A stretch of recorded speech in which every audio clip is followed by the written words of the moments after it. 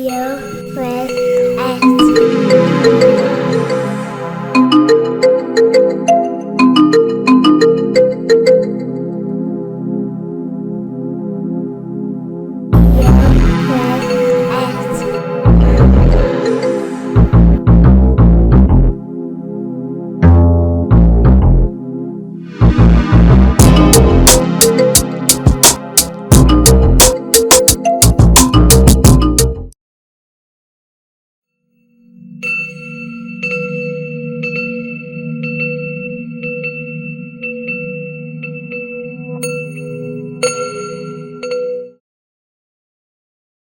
Welcome to Heal with Us, where we aim to inspire, strengthen, and empower. Now let's begin to heal. Hey y'all, I'm Toya, and I'll be investigating the business of everyday people like you and I. This is Dr. Nikkisha. She'll be checking in on your heart. And this is Tam. She'll be enlightening you with fun facts you didn't even know you needed. She's just nerdy like that. Now that you met us, let's get in their business. In your business. All right. So I will start with Dr. Nikkisha. Have you ever noticed a friend or loved one that just seems stuck in life? Oh, yes. So how did you help them to kind of overcome it, or did you just kind of see it but not really say anything? Well, first of all, I don't think you can really, I think you can encourage others, and that's what I try to do. But at the end of the day, that person has to make that decision for themselves to get unstuck. But yeah, I think for me, just because that's a painful situation. I've been there myself. Encouragement definitely helps, and then helping others to kind of see what their gifts are so that they know you have options. You don't have to be stuck, where you are. You have value. Sometimes that, helps move things along. But again, it's definitely up to the individual. Tam? Of course. Everyone has a friend or family member that has messed up. I think you can offer them, advice, but also you need to understand and know when you can't give what it is that they need and how to direct them into the path or to the person that can provide them with resources or help that they need. So you can't look at it as, oh, I can help everybody that comes to me, because sometimes you don't have it to give, or you just don't know what to give. But you got to realize that when it happens. And then I'll ask you, have you ever felt stuck in life yourself? Of course. All the time. I feel stuck right now. Why I feel stuck? Because I feel like I'm being singled out by certain people that I can't mention that's not in the frame. But anyway, yes, I feel stuck all the time. But I just pick myself up by the bootstraps and just keep moving, just keep going, get through it, figure that thing out. Like I've said in past episodes, I am bad at asking for help. And I know that could make it easier for me to become unstuck, but I'm still working on that. So, yeah. Dr. Nikkisha? Repeat that, please. Have you ever felt stuck in life yourself? Definitely. And it's not a good feeling. It definitely feels at times like I felt like there was no way out. But I do not have a problem with asking for help. And because of that, that helped me to come up out of it. So I had, career-wise, personally, friends as well as therapists to help me come out of places that I just didn't know what to do. And sometimes we get to that place where it's like, what do? I don't know. So, I've been fortunate and blessed enough to have people give me strategies, because encouragement is definitely important. But in some situations, you need strategic steps to move forward. And so, like you were saying, I, wanted to not be in that place for too long, but I needed the know-how. So, so those individuals kind of helped me. And then I'll just say, like, sometimes all it takes is asking somebody, are you okay? Yes. And that's like the first step. You can take them out for a walk. help them organize their home, or just be a listening ear. Sometimes it's just they don't really want you to fix the problem or, like notice the problem, but just by asking or just saying, hey, let's just go out, or, something like that will help out. Personally, I remember being like in a really dark place, and my godmother, Minna, she came over because she noticed it, she came over and she was basically just like, go take a shower and get dressed. Right. And we went to the beach because it was like really close to my house, and had lunch. And I think she didn't even realize, like, she was like, it was almost like she was pulling me out of quicksand. Like, I felt stuck. I felt to the point where, like, no matter what I did, like, I just could not get out of it. So just her, that one little thing kind of was like, okay, wait, I'll be okay. Yeah, that's a good point too. So I'm just going to say, just hold on until the next moment, because you are important and appreciated. God don't make no mistakes. No, he doesn't. He got you. Thank y'all for letting me get in y'all business. Always. In your business. Always. Blessings. This is Dr. Bell-Griffin, and I want to know, how is your heart? So, ladies, today I want to kind of talk about the process of the pivot and knowing when it's time to move on, and as you were saying, Toya, sometimes we get stuck in places, and we need strategies for coming out of those places. And a lot of times having a friend to come and pull you along and just get you physically out of that space is helpful. But there are other things that, we need to be aware of so that we can move forward. So I kind of want to address, 1, 2, 3, 4, 5 things, and then we'll kind of have a dialogue and get your thoughts. So the funny thing is, pivoting, which to me is just a transition that you're in, and you need to move from one place to the next. It has a process. And if you're aware of the process, it does help to some degree. The first thing you may notice when it's time to pivot is you're starting to feel agitated. So you may have been in a place, it could be work, it could be your home, it could be anything, you name it. And all of a sudden you're starting to feel discomfort and dislike. Whereas something before was perfect, like for instance, I'll just use my home for example, nice, small, humble abode, love it, still love my community, love, most of the things about my home, but I am starting to feel a little discomfort because, my closet it's not as big as it used to be, and, there are certain amenities that I realize I don't have that I now want. So that is kind of that agitating me a little bit. And in this phase of the process, it's either going to be where you kind of say, okay, I can deal with this for a little bit longer, or it's just going to get agitation is just going to start escalating. So the next stage would be kind of like the frustration. So this is where you begin to grow weary and truly dissatisfied. It may get to the point where you can't think clearly. You aren't producing the way you used to. And like when I say this, I'm thinking about your job, maybe, things that were like fulfilling or simple for you are just like, it's just not working anymore. It's like that grace, that favor has gone and lifted off of you. It's causing a lot of frustration.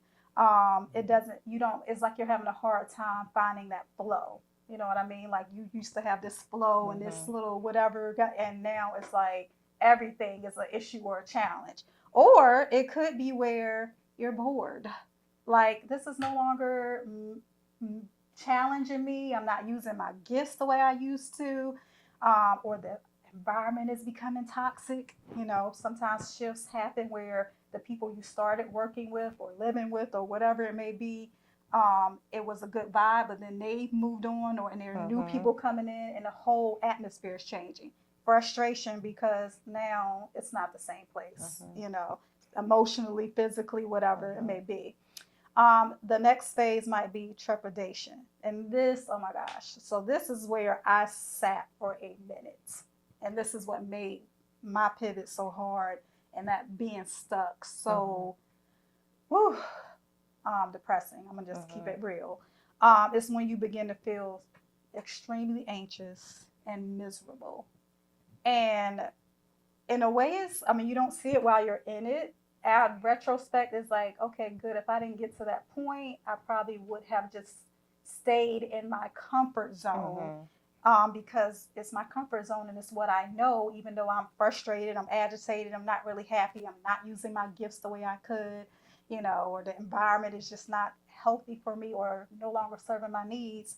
That trepidation kind of pushes you. But if you're not careful, when you don't get the help you need, the assistance you need, the encouragement you need, whatever it is, those strategies, you can either go way to the left or you can move to your next stage, which could be transformation. Now, if you're sitting in it too long, that aggravation will come where you might stay stuck in that space like for weeks or months or even years, and you don't have to. But it's like that fear of the unknown keeps you kind of like in that space of anxiety, even though this is not working for me anymore. I am miserable, I'm not happy, but I'm so afraid to step forward because I don't know what's out there, whatever out there is, that I'll just rather stick to the demon, as some people say, or the whatever you want to call it, that I do know. And of course, that's not going to serve us well in the end, because emotionally, spiritually, you're draining yourself, you're killing yourself, like really. Should you decide to just take a chance and step out and pivot, that's where transformation happens, which is kind of the last stage. And that's when you decide to move into your next, despite the fear of the unknown. So it's not like, oh, I'm just bold and brave now, and you see that fear is still there to a certain degree, but you've made a decision that I'd rather step into this new and see what adventure lies ahead rather than suffer in this misery, knowing that it's not serving me. So that's pretty much the process in a nutshell. I mean, of course, we can go deeper, but I'm trying to, for the sake of time, just kind of give you an idea of what that process of pivoting looks like. But I wanted to ask you, ladies, have you been, and this could be as far as career-wise, Toya, you kind of touched on it in your segment, but how do you feel like if you've gotten a place where, let's just talk about career for now, and you've been at your job for a while and that you're amazing at what you do, are there points where you feel like, I need to pivot? Yes. Okay. So I feel like I have probably pivoted a lot, more so because I've been in different market areas. So it hasn't felt like the same job, year after year, because I might have been over here 1 year and, another place, another 5 years or 10 years or whatever. So I feel like in that aspect, I might have had a small store, now I got a big store, something like that. But you definitely feel it when you're outgrowing, getting bored, because it's like the back of your hand, so you're ready for the next level. So I think, definitely. Okay. And I guess a follow-up question for that would be, what do you do when you feel those moments like, it's time to pivot? Do you? I think that I just start trying to gain a lot of knowledge in different areas to see, like, okay, what is my next step? What do I want to do next? So, yeah. Okay, I like that. And that's a good point, because some certain fields kind of keep you boxed in. And so I think that's where I was at. Like, I've been an educator almost my whole career. And it's like, well, how can I translate my gifts and skills in another form where I'm still doing what I love, but it's not necessarily confined to the same system, that I'm used to. So you're still kind of, living in your grace and your all the things that you feel are your purpose to do, but you're using it on a whole nother level, which gives you the motivation to keep going. Okay, yeah. So how about you? Do you feel like you're in a place where you need to pivot, or how do you feel about where you are right now? Well, where I am now is career-wise. I'm in a new company, new position, and I love it. Right. But what I need to pivot is I'm tired of being a hundredaire. I need to be amen, a millionaire. Amen, sis. That amen. Because I look at my bank account and it's like, okay, like something got to give. Like something has got to give. So I'm just trying to think of and cultivate all the many skills and talents Mm-hmm. that I possess and see how I can, or those things can help me pivot towards that 100, past that 100 Yes. become that billionaire or Yes. millionaire. Yes. I'm trying to get I that love thought it. process. I love it. Yes, that's Yes, ma'am. great. That's great. I love that. Okay. Yeah. So there are various reasons why you may want or need to pivot in your life, but I will say this: make sure you're safe. And when I say that, I mean physically, emotionally, spiritually, because the worst thing you could do is stay somewhere that is, like I told you ladies before, that is pretty much sucking the life out of you. So no matter, nothing's worth that. Not fear of the unknown. None of that is worth you not being your very best self and you feeling free enough to live in your greatness. So I pray that this encourages you and helps you, and I hope you find that person, if necessary, that will help you to take your next step. Because I promise you, it takes that first step, and that was my testimony. I took that first step, and doors just started opening. So take that first step, and then see what God does for you. And that's it. And thank you, ladies, for your input. Always valuable. And remember to guard your heart with all diligence, for out of it flows the issues of life. Peace. Hello, everyone, and welcome to the Nerds Corner. So, our topic today is pivoting. So, I'm going to, of course, I always go to the left. I mean, it would not be the Nerds Corner if I didn't go left. Like, I think that's the only side of my brain that really works is the left side. So, I want to direct to the ladies as well as the viewers. Let's think about pivoting our libation. Let's think about pivoting what refreshments we drink. And the pivot would be tea. Do the two of you drink tea? You like tea? And I'm not talking about Lipton. I don't know when the last time I had Lipton. I love tea, and I was actually at a tea party yesterday, and it was amazing. Oh, yes. You're going to have to give me the tidbits about that. I will, definitely. Interested. Yes. What about you? I love tea. You like tea? Okay. Well, I just want to give you a little bit of information and kind of broaden your educational knowledge about tea and make it beyond Ted Lee and Lipton's. Okay. So the tea that I was talking about was in your business kind of tea. Oh, no. You know what? The tea.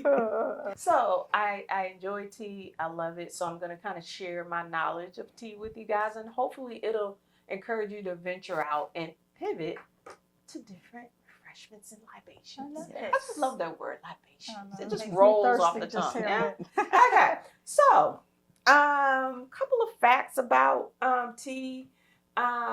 Tea has the ability, like the leaf of the tea is known to stimulate as well as soothe and calm, your spirit. After water, it's the most popular drink on the planet. Wow. It's the 6th most popular in the U.S. But after water, coffee, soft drinks, alcohol, and bottled water.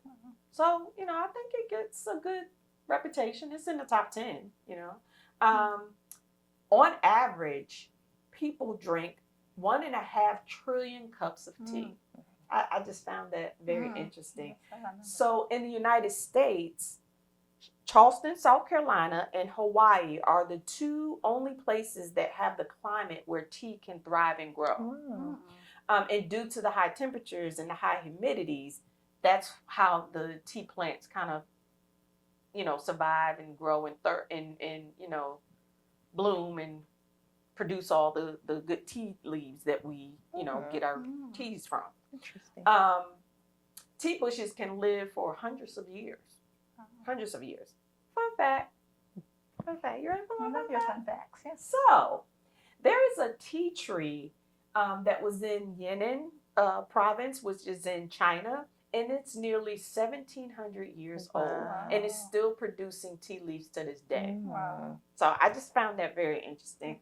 Guess that's the nerd in me. I don't know. But anyway, so existing tea trees in America were seeded and cloned from Chinese plants that were imported over 200 years ago. So that puts it back around 1799. So the tea that you drink today most likely was cloned from that tree in China. So Americans drink about 50 billion servings of tea per year, just a fraction of what the rest of the world drinks. There is 6 billion pounds of tea produced every year. 6 billion. It takes 5 pounds of raw tea leaves to make 1 pound of finished tea. So about 30 pounds of tea must be handpicked throughout the world to meet that 5 pounds of raw tea. Commercial tea is usually farmed at mass plantations. I don't like that last word, but we're going to keep moving. So for the major teas that most people here may not know too much about are black teas, green teas, white teas, and oolong teas. And like wine, there are over an estimated of 1,500 variety of teas with vast quality based on soil, climate, and some are most suited to make one kind of tea over another. So just to kind of give you a description, so black tea is on the caffeinated level of coffee. It's very strong, and it gets its color from the prolonged oxygen that they take away from the plant. So it gives it that color, and it makes it darker and stronger in flavor. So I would say to someone that's just starting to get into the tea arena, don't start out with black tea because it's very strong. And the most commonly known black tea is Earl Grey tea. So green tea, I'm pretty sure everybody's familiar with green tea. Green tea, the exact color of it may range from a bright yellow to a deep forest green. But it's determined by the steps in which the tea processing, the steps in which they take to process the tea will determine the color. The flavors of it, it usually has a citrusy, woody type of taste to it. And the most commonly known green tea that everybody's heard of is matcha green tea. White tea,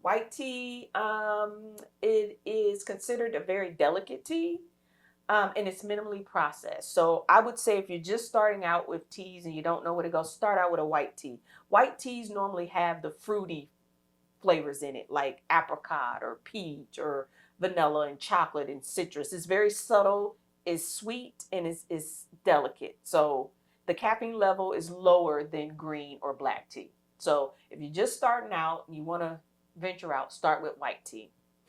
Oolong tea is smoother, is softer in flavor, and the notes of the aroma is usually honey, some fruity notes, but not really. And the caffeine level falls between a black tea and a green tea, but it depends on how the leaf was processed. Okay, so you know what? I had another fun fact. I didn't know I had two in this one, but I'm gonna give you another one. So, fun fact: did you know that there are tea sommeliers as well? You're probably looking at me like, what the heck is a sommelier? A sommelier is a person who specializes in drinks. Oh. So most of the time when you hear the word sommelier, people associate it with wine. So you have wine sommeliers. Okay. So they get paid just to sip tea and drink it and flavor it and swish it and spit it out and So I was surprised to know that there were tea sommeliers just like wine sommeliers. So I thought that was kind of interesting. Yeah. So some tea tools that you may need, they have glass teapots, and they are just so adorable. And when I see them, I just want to sing the song. I'm a teapot, short and stout. But anyway, they are, they'll give you about maybe a 8-ounce cup of tea. They do have some that are bigger, but cute. You can go on Amazon, get them, and you just want to be dainty, get your little glass teapot. Too cute. They also have tea press as well, like a coffee press. They also have tea press. Some tea presses, they make them for tumblers now, where it's a little cylinder insert that goes into the tumbler, and you put your loose leaf teas in there, and it just sifts through the water, and you have your tea that way. Also the good old fashioned kettle. Mm-hmm. I used to love, my grandmother used to put her tea kettle on and it would whistle. Mhm. Oh, I just love Yeah. that. Too many people don't use kettles anymore because you got, the lazy old Keurig. Mm-hmm. Good old Oh, yeah. lazy Keurig. Yeah. Yep. So yeah. So some of the tea companies that I use, of course, you guys know here at the Nurse Corner, I am into clean, non-GMO, non-cruelty, vegan, everything clean. Tea companies that I actually use their tea and drink their tea. So hopefully, you'll look into the companies and join along. So the first one I have is from the Great Origins Tea Company, and it looks like this. It has 100 tea bags in here. You can go to the website or you can order off of Amazon. This particular is a chamomile tea. I love chamomile tea. Every night before I go to bed, I have to have a cup of chamomile tea. I really like this company because the tea is sourced out of Egypt and is shipped and distributed through Seattle, Washington. So they have K cups, they have tea bags, and the tea bags, which I really like, is that it is in paper that is abaca, think that's how you pronounce it, abaca herb fiber paper. So it's free of dyes, no adhesive, no glues, and no chlorine bleach. And non-GMO, and it's eco-conscious. Yeah, that's So scary. it degrades when That's you. scary. You said chlorine bleach. That means some Yes, tea bags ma'am. have chlorine bleach. Majority in of all the tea bags that you find in the Wow. supermarket store have chlorine bleach in it, them. Wow. Now that's and scary. glues and plastics That's crazy. and all the harmful materials in it. So that's why I say invest in a good quality tea. The teas that you see in the supermarket, they're for commercial use. Then they try to trick you into they put some mediocre brand up there to say, oh, this is picked from India. No, it's not, because it wouldn't be here. Right. And I'm not saying that you can't go in the supermarket and get a good, decent, but really research it and look and see what is the bag made of that they put the tea in. This particular brand, the pod is round. And it looks like this. Little pod. So that's one of the companies that I purchased from. They also have loose leaf tea. I didn't bring any loose leaf tea, but loose leaf tea, you really have to use like a teapot, or they have little, I didn't bring that either, little strainers that you can put in your cup that it'll seep the tea. Or they have these containers that you put the loose leaf tea in, pour the water in there, let it steep, and you set it on top of your cup, and it's a mechanism that pushes the floor of the container up and it pours the filtered tea down into your cup.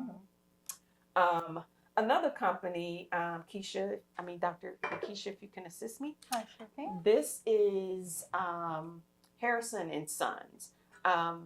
They're a very reputable brand, clean, vegan, cruelty-free. Theirs come in a little satchel that is also chlorine free, and it has more of loose tea in it. And as you can see, the little bag, it's like a little triangle, so it's cute. And you can see that the material of the bag is a little bit different than what you would see in the normal tea bag that you find in the grocery store. This particular flavor, of course, is chamomile. I do drink other flavors, but chamomile is just what I use to in my day. Also, another company that's a very good company is Davison Organics. And I like Davison because 10% of their proceeds go to the sales of wildlife-friendly enterprise network. And they bring awareness to the endangerment and safety and conservation of Asian elephants.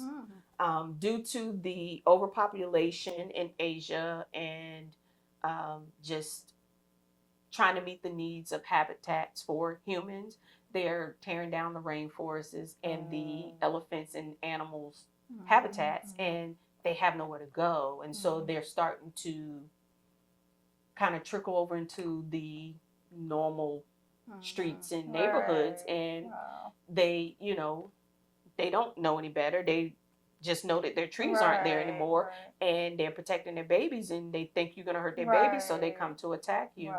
Not only that, but they're being poached as well. And this company donates, like I said, 10% of proceeds to help create and find conservation areas where these elephants and endangered species can live safe and happy lives. That's good for them. And also another company that I have ordered from and I love, reputable, is called the T-Spot. And that you can type that in the website, Google, tspot.com. And they have all these companies, they have loose tea bags, and K-cup teas. So I hope that you would consider and think about pivoting the type of libations that you entertain yourself with, and look into the world of tea. Like it's a very big world, and there's some good brands out there. And I actually had a tea that was a chocolate tea, and man, oh man, it was amazing. It was raspberry and chocolate. Oh, it was amazing. It was amazing. So, yeah. I think we should have a tea party. I think maybe Hill with Us should host a tea party. We should. Yes. We'll keep y'all posted. Good idea. But that's all I have for the Nurse Corner. Thank you. That was awesome. Thank you for joining us for another episode of Heal with Us. And remember, healing is a process, so take it one day at a time. And also remember that we are available across all social media platforms: Facebook, YouTube, Instagram, Apple Podcasts, and SoundCloud. We enjoyed the support thus far, and we appreciate all the comments that we have received. You can also reach us at healwithus3@gmail.com for any suggestions, show suggestions, comments, questions, jokes, highs, whatever way you want to communicate with us. Like we said, we all enjoy and appreciate the support that we've had so far. So much love, positive reinforcement, and we hope that all that we're sharing is really helping to heal. So, yeah. Heal with us.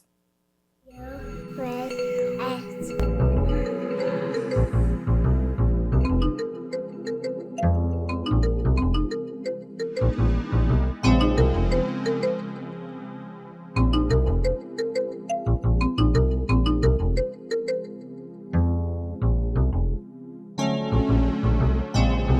In your business.